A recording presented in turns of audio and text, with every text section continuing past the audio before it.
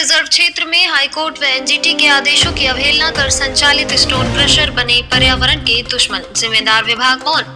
मामला है जनपद देहरादून की तहसील विकास नगर अंतर्गत ग्राम पंचायत ढकरानी में राष्ट्रीय हरित प्राधिकरण एनजीटी व हाईकोर्ट के आदेशों की नाफरमानी कर 2 दर्जन स्टोन क्रशर आसन रिजर्व क्षेत्र आसन झील से महज कुछ किलोमीटर की दूरी पर अधूरे मानकों पर नियम विरुद्ध संचालित किए जा रहे हैं। उक्त स्टोन क्रशरों पर पर्यावरण विभाग के नियमानुसार धूलकण सोखने वाली पेड़ों की श्रृंखला क्रशर के चारों ओर हरे पेड़ों को नहीं लगाया है। अब सवाल ये उठता है कि आखिर स्टोन क्रशर संचालकों द्वारा बिना पेड़ लगाए प्रदूषण विभाग से अनापत्ति पत्र कैसे प्राप्त कर लिया, जो स्टोन क्रशर लगाने के लिए जरूरी होता है। संयुक्त स्टोन क्रशर से निकलने वाला गंदा पानी किसानों के खेत तक जा रहा है, जिससे फसलें खराब हो रही हैं। जबकि स्टोन क्रशर लगाने के लिए नियम ये है कि क्रशर से निकलने वाली गंदे पानी के लिए रिसाइकलिंग प्लांट लगाना अनिवार्य होता है, जिसके बाद ही क्रशर संचालन की अनुमति जिला खनन विभाग द्वारा प्रदान की जाती है। उक्त समस्त स्टोन क्रशरों पर उक्त दोनों नियमों की खुली धज्जियां उड़ाकर आखिर खनन विभाग ने उक्त स्टोन क्रशरों को संचालित अनुमति कैसे दे दी? यदि नियमों की बात की जाए तो किसी भी मंदिर, मस्जिद एवं अन्य धार्मिक स्थल व शिक्षण संस्थान, स्कूल इत्यादि से 300 किलोमीटर हवाई दूरी पर स्टोन क्रशर इत्यादि लगाने की अनुमति खनन विभाग द्वारा प्रदान की जाती है। परंतु उक्त नियम की अवहेलना ढकरानी में संचालित स्टोन क्रशर खनन विभाग के संरक्षण में कर रहे हैं। गंगबेव बावड़ी मंदिर, जो एक पवित्र पौराणिक धार्मिक स्थल है एवं करोड़ों लोगों की धार्मिक आस्था का प्रतीक है। यहाँ पर प्राकृतिक जल कुंड है, जिसकी मान्यता है कि गंगा नदी का जल उक्त कुंड में स्वयं प्रकट होता है। उक्त स्थल को गौतम ऋषि आश्रम के नाम से जाना जाता है एवं राष्ट्रीय धरोहर के लिहाज से बेहद संवेदनशील इलाका है। परंतु बड़ी हैरत की बात है कि उक्त मंदिर से महज चंद कदमों की दूरी पर नियम विरुद्ध पूरे स्टोन क्रशर जोन को संचालित किया जा रहा है, जिसकी वजह से आसपास की हरियाली एवं फसलें बर्बाद हो चुकी है।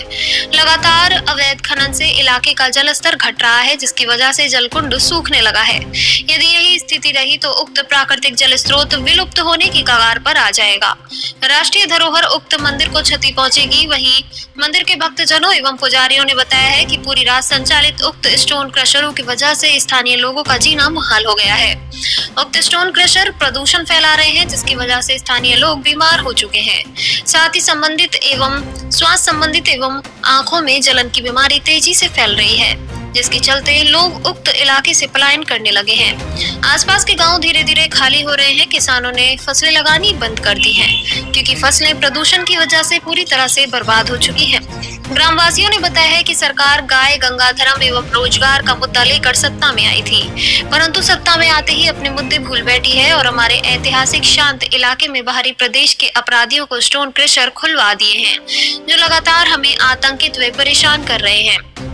विरोध करने पर जान से मारने की धमकियां दी जाती हैं। रोजाना किसानों एवं ग्रामवासियों का उत्पीड़न किया जा रहा है। शिकायत करने पर फर्जी मुकदमे लिखने एवं ट्रक चढ़ाने तक की धमकियां उक्त बाहरी प्रदेश के माफिया भोले भाले गाँव वासियों को देते रहते हैं।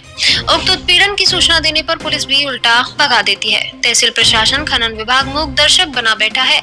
किसानों को आत्महत्या करने के लिए मजबूर किया जा रहा है। सरकार संवेदनहीन बन गई है। किसानों ने कहा, हमारी बर्बादी की जिम्मेदार उत्तराखंड सरकार है। पूरे मुद्दे पर जनसंघर्ष मोर्चा के अध्यक्ष रघुनाथ सिंह नेगी ने कहा कि किसानों का उत्पीड़न बर्दाश्त नहीं किया जाएगा। सरकार पूरे प्रकरण पर खामोश रहना प्रदेश की जनता के लिए बेहद दुर्भाग्यपूर्ण है। सत्ता के नशे में चूर सरकार जंगल जमीन को बर्बाद करने पर तुली हुई है। आखिर भोले भाले क्षेत्रवासियों एवं पर्यावरण को सरकार एनजीटी एवं हाईकोर्ट के आदेशों की धज्जियां उड़वाकर बर्बाद करने पर क्यों तुली है? यदि तत्काल कार्यवाही नहीं हुई तो क्या हम रास्ता नहीं देने ग्रामीण? तो मैंने कहा 100 बीघा जमीन है, कैसे जाएंगे रास्ते में अपने? तो उन्होंने कहा कि भाई देखो, जाने का तो हम कहीं से देने के, तुम्हें अगर ज़्यादा तोच राज करी तो तुम्हें जान से मार देंगे और यहीं लाश बिजली में गिर देंगे, तुम्हें पता नहीं चलने का। वो लोग ये तरह की धमकी दे रहे हैं हमें कि 100 बीघा जमीन है, काश काट तो कहीं ना कहीं जाएगा। जगबंदी तो हो रखी है हमारे गाँव में, कहाँ से जाएगा? आपसी सहमति से कोई लोग अपने खेत से दूसरे खेत में सहमति जाते हैं, और उन्होंने अब क्या करा कि पूरा ही बंद कर दिया, जिससे बढ़ा दी। विवाद कर रहे हैं कि कोई ना कोई यहाँ लड़े झगड़ा हो और किसी तरह से हम इनके ऊपर मुकदमे लिखवाई।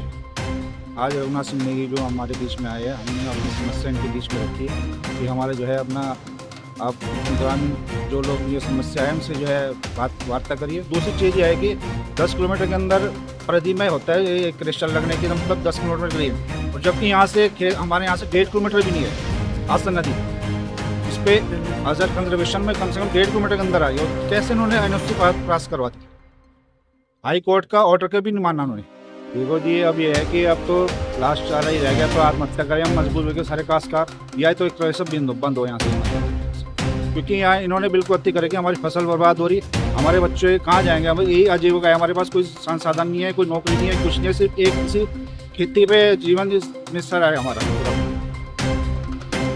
सर मैं पूरी रात अपने खेत में बैठता हूँ और रखवाड़ी करता हूँ, तो गाड़ी वाले और पुलिस वाले भेजते हैं। जब गाड़ियों का जाम लग जाता है, पुलिस आती है, कहती है धारा 151 में हम आपका चालान कर देंगे, हम जो कर देंगे वो कर देंगे। हमको धमकाया जा रहा, हमारी जमीन की पूरी फसल खराब कर दी गई। हमने उसके बाद पुलिस कहती है कि हमें लेटर दिया जाए, तो हमने पटवारी का लेटर दिया, तहसीलदार का लेटर दिया, SDM का लेटर दिया, उसकी को मानने के लिए तैयार। सब मेरे खेत की निकलती हैं, 17 बीघे भूमि है जिसका लेटर मेरे पास सब कुछ मौजूद है, नक्शा सजरा सब मौजूद है। 400 गाड़ी लगभग निकलती है मेरे खेत से जी रात को रोज। नया विवाद आया है। डगरानी गांव के लोगों ने मुझे बताया कि ऐसा कामला हो रहा है।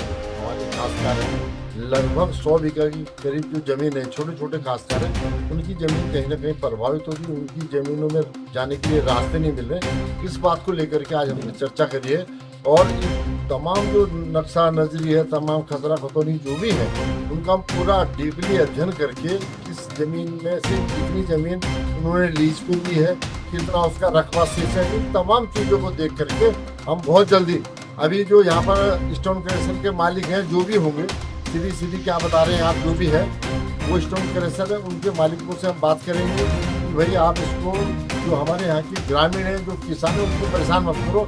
जो भी कार्रवाई है विधि सम्मत, अगर उनकी जमीन निकलती है और आप उसका नाजायज तरीके से अतिक्रमण करेंगे, उसे अपने अभ्यास में मिलेंगे, तो ये हम कभी बर्दाश्त नहीं करेंगे। तो अगर उसके बावजूद भी उनके दिमाग में कुछ फतूर होगा, तो फतूर को दूर करने का भी हम काम करेंगे बहुत जल्दी। इस मामले में बहुत ही जल्दी हम SDM साहब से बात करेंगे, DM साहब को भी हम बताऊँगा, और जो संबंधित यहाँ के थाना अध्यक्ष हैं उनसे भी हम बात करेंगे। जो बाहर से आकर के पता नहीं कहाँ से लोग आ रहे हैं, और हमारे जो किसान हैं, जो प्रभावित किसान हैं, उनको धमकी दी जा रही है, तो निश्चित तौर पे बड़ा दुर्भाग्यपूर्ण है। इनके खिलाफ बहुत जल्दी, अगर गांव वाले कहते हैं, तो इनके खिलाफ मुकदमा भी हम कायम करेंगे, जिसने धमकी दी है।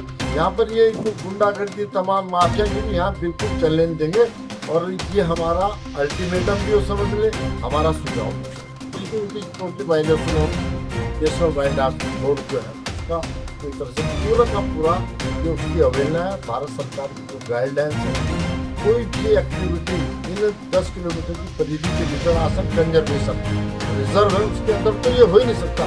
ये लगे हैं, गलती से लगे या जानबूझ के लगाए, सब मिली भगत करके जो लगाए हैं, अगर ये सुधरेंगे नहीं तो इनको बहुत भारी पड़ने वाला है। देखिए जी आगे बहुत जल्दी इस मामले में, तो बहुत जल्दी हम स्टेप लेंगे, कल से इस काम में हम लग जाएंगे।